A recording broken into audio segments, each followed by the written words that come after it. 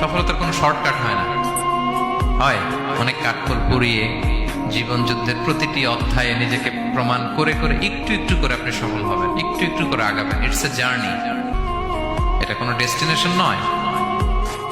এবং সফল হওয়ার পথ পরিক্রমায় কোনো লিফট নেই, সিঁড়ি বেয়ে উপরে উঠতে হয়। কি বেয়ে? কিন্তু আমরা সফল হতে চাই কিভাবে? ডাইরেক্ট 100 তলায় তো আমি সফল, উপরে সবার উপরে আমি, এইভাবে চাই সফলতাটা।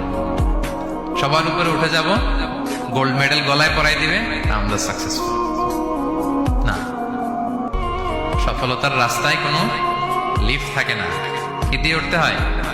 সিঁড়ি বেয়ে ঘাম জড়িয়ে উঠতে হয়। দেখেন, শুধু আলোর মুখ দেখার জন্য মায়ের পেটে আমাদের কত সময় লাগছে বলেন তো? জাস্ট একটু লাইট, হ্যাঁ, 9 মাস 10 মাস সময় লাগছে শুধু একটু আলো দেখবো আমরা। একটু আলোর মুখ দেখার জন্য আমার লাগছে 9 মাস।